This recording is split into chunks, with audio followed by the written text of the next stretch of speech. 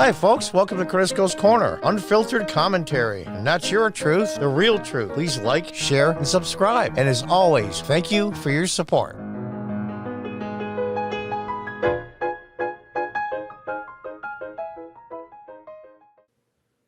Hi, folks. Welcome back. I'll tell you.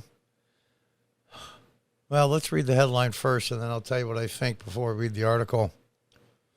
Biden declares sweeping new vaccine mandate. This is not about freedom. Companies with 100 employees or more order to vaccinate workers or test them weekly. I have to believe in the system will be found unconstitutional, but that's not why I'm upset. Well, I'm upset because of the order. They're right. This isn't about freedom. I have to honestly say now, and I am not a tinfoil hat conspiracy theorist guy at all. I dismiss 99.9% of them as just absolute nonsense.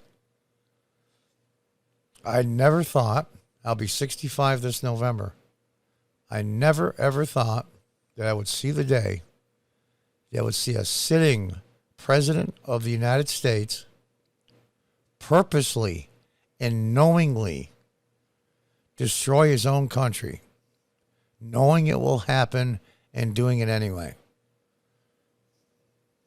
Let me tell you how I know that. You just have to read the tea leaves, so to speak, or the facts. President Biden exempted from this unlawful mandate all illegal aliens, number one, and number two, which is actually a lot bigger, all postal employees. And my understanding, there's 644,000 of them in the country are also exempt. Now, why are they exempt? Are they exempt because they have a strong union? No, the illegals don't have any union, but that's a different issue. No, it's not the union. He knows that a very large percent of the postal workers, 644,000, will say, F you, I'm not doing it. And the Postal Service will grind almost to a halt, worse than it is now. Now, okay, you say to yourself, well, that makes sense. That makes them smart. He knows that a lot of them are going to walk away. So, but what makes postal workers any different than any other workers or any other citizen in the United States? Nothing. Overall, we're about the same. So he knows. He knows that tens of millions will say no, and it will cause an even more economic crisis. He's doing this on purpose. That's why I say a sitting president purposely destroying his country. Now, I'm not a tinfoil hat guy. And this is way beyond ineptitude now. This is way beyond stupidity, because he was smart enough to exempt the postal workers, so he knows. The people that are really the president, they may be batshit crazy, but they're not stupid. What is this really about? I'm beginning to really and truly wonder, has foreign entities eroded, or corroded, I should say is more accurate, inside the highest levels of our government? That they would purposely and knowingly and willingly destroy the country, bring it down economically, the number one economic power in the world, and all the things they've been doing since they were sworn in have been undermine this country. And I didn't want to believe it. I hear all the people saying, oh, they're out to destroy the country. I said, no, they're just misguided. They're just stupid. Now I believe it. When he exempted the postal workers, that was the final straw for me that convinced me that he knows that this is decisive and this will cause a huge problem. I was in a grocery store yesterday, a store that I go quite often. And there were about 6 registers open and not one cashier in sight, one supervisor. and a girl helping her. People are all scanning their groceries themselves. Now, this store has self-scan area and then a regular scan area with a cashier. No cashiers. I needed some stamps for my mother. She was nice enough to sell them to me even though the office was closed, and we got talking. I go, why are they all self-serve cashiers? She says, we don't have any cashiers. Nobody wants to work. This is going to affect supply chains and every single sector of our economy, whether it be technology, food, infrastructure, you name it. And he knows it's going to happen. 10.9 million jobs need to be filled. And now the free money stopped flowing. We'll see what happens. And so he's thinking, hey, how can I screw this up even more? Because when these lazy morons finally figure out they have to get off their asses and work, they're going to fill up all these jobs. And the economy is going to start to come back. Can't have that. This has to be his thinking, and the people that are really the president. This has to be their thinking. There's no other way. There's no other conclusion to draw. Let's put the monkey wrench in some more so those people do come back and the economy starts to come up. We can stop that. There is no other conclusion. What's the old Sherlock Holmes saying? No matter how illogical or irrational, when every other reason is taken away, the one that's left has to be the correct one. Or I believe it's Occam's razor as well. The simplest solution is usually the right one. President Biden formally announced his plan to force companies more than 100 employees to vaccinate workers against coronavirus or test them weekly and dismiss concerns about encroaching on personal freedoms. And there it is. And people are saying, okay, John, here's the deal. I'll say that this coronavirus is as deadly as they make out. It's not, but we'll say that it is. It still does not give them the right. Yes, there's been precedent. Early 1900s and in many other places in isolated areas, but not nationwide. Not nationwide. This is not about freedom or personal choice, Biden said during a Thursday address to the nation. It's about protecting yourself and those around you, the people you work with, people you care about, the people you love. My job as president is to protect all Americans. Really? Really? How many Americans were you protecting when they were rioting last year? Oh, you weren't president then, but you could have spoke out against it. And you said this. All those Americans that died in Afghanistan. And you just did a horrible job. You cared about the protected Americans then? Not only was your response, but it wasn't crickets, even though I said it was. It wasn't. You got arrogant and said, I take zero responsibility for any of it. Let's listen to our president. We must increase vaccinations among the unvaccinated with new vaccination requirements. Of the nearly 80 million eligible Americans who have not gotten vaccinated, many said they were waiting for approval from the Food and Drug Administration, the FDA. Well, last month, the FDA granted that approval. So the time for waiting is over. This summer, we made progress through the combination of vaccine requirements and incentives, as well as the FDA approval. 4 million more people got their first shot in August than they did in July. But we need to do more. This is not about freedom or personal choice. It's about protecting yourself and those around you, the people you work with, the people you care about, the people you love. My job as president is to protect all Americans. Okay, there you have it. He's going to protect all of us.